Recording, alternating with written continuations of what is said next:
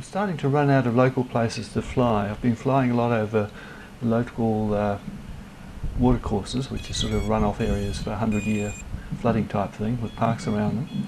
So it's a way to fly without flying over people or houses.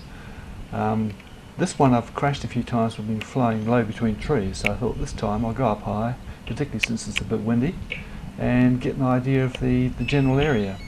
So that was the plan.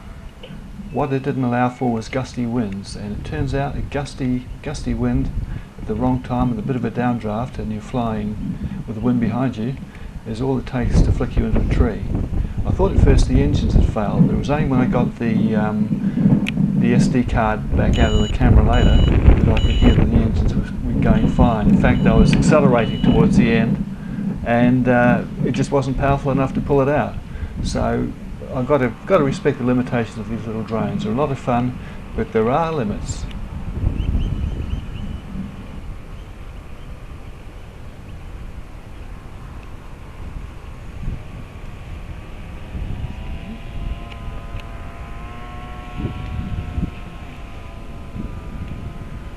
So, here goes.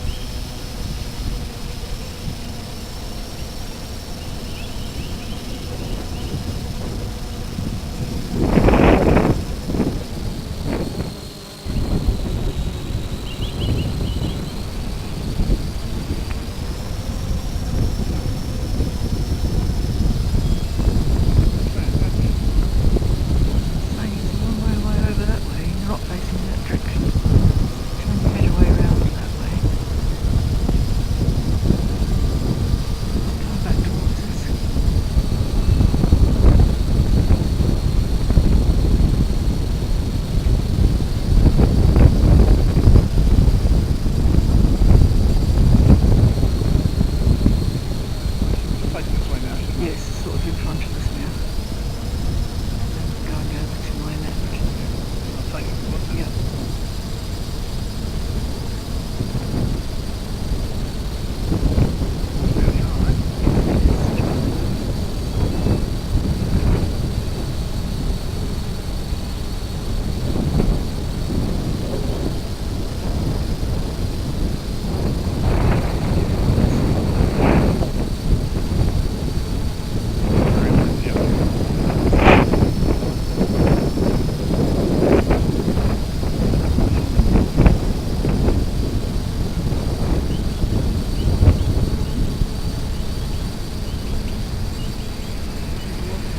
Yep, it's slightly to my right.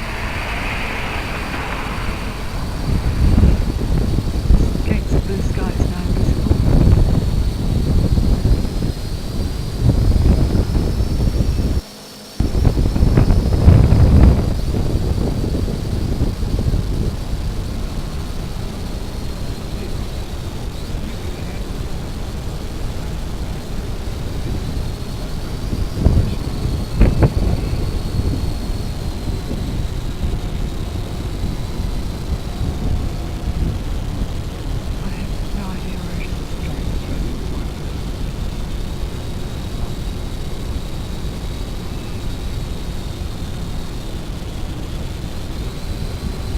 Oh, right, yes.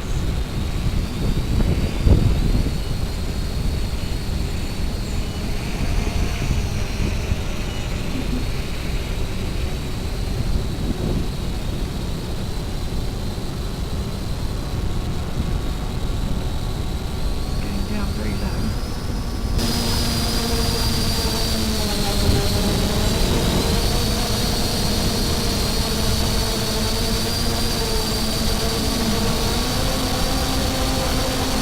It's going down. Okay. It sounded like you hit a tree or something over that way. So the flight was on a Saturday, so I spent the following week trying various ways to retrieve it, throwing rocks and looping strings over branches to pull it free. Eventually I tried an arrow, which came up close but couldn't quite do it. So we had a few hot days, been a heat wave, so we left it for a while. Then this morning I went out and found it disappeared from the tree. I was about to give up, couldn't find it on the ground, and I noticed a note had been left in the tree in a plastic bag, and what it said was, "Dear owner, been retrieved from tree just because I could for the challenge. Call this number to arrange collection." So we rang the guy, and he told us he left it on a picnic bench in a park just close by. He didn't want to meet us for some reason, but it was all there. And after charging up batteries and trying everything out, we seem to have got off lucky. So, very strange business, and we still don't know how he managed to poke a drone down from 10 metres up in a big tree.